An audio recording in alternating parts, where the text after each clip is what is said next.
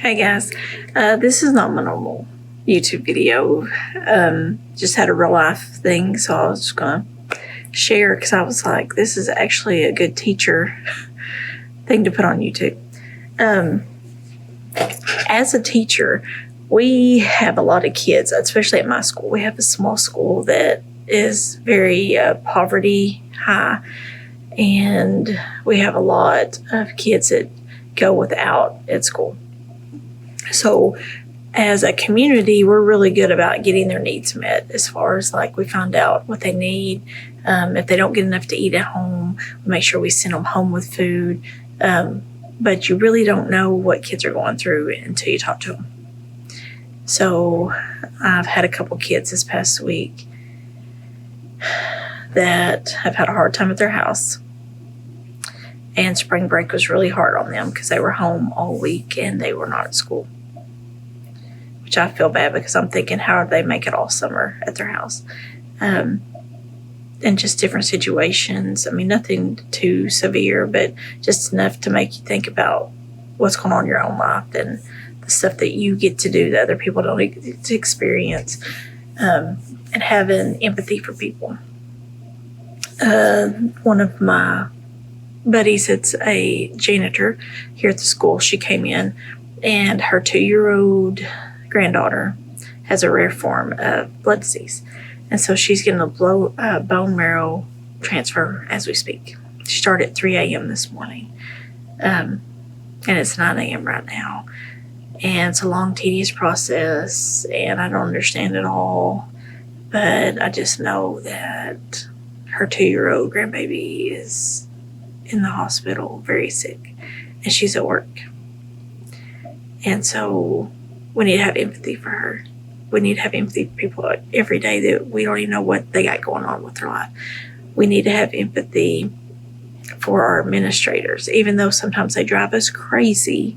Could you imagine being in charge of the whole school? I wouldn't want that on myself. So we need to sometimes set aside what it matters to us in our life and think about how other people are feeling and how things affect them. Just think about it for a little bit. Just be nice to people. I know some people, some teachers, they're just ready to punch in and punch out and be done. And maybe if you're just ready to punch in and punch out and be done, and you don't really care what happens in the life of these kids or your fellow teachers or administrators or janitorial staff, maybe this isn't the right work for you. Maybe you need to go do something else, because teaching is a form of love, and we're here for the kids, number one. And so you have to remember that. And as I look around my classroom, I think about, I was talking about the little girl with cancer.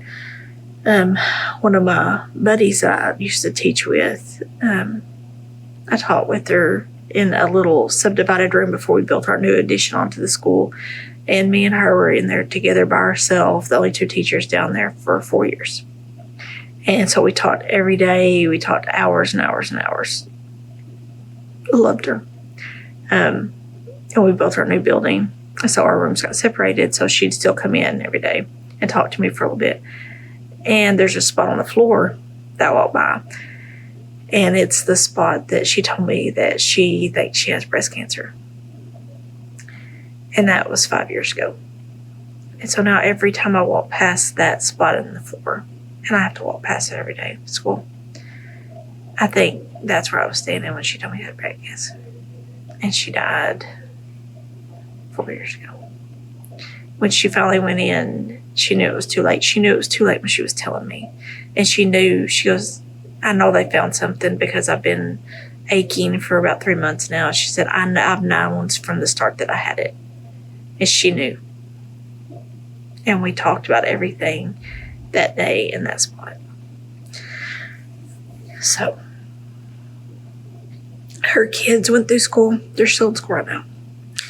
So that's just something that we as teachers need to think about. How can we be empathetic to other people? We impact people's lives. So what can we do as teachers to bring somebody joy or understanding? And let's just try to do that, okay? Thank you guys for listening. I know it's not my normal cheery video, but I just felt like it needed to be said. And that do what you can do to spread joy. Okay. Thanks, guys.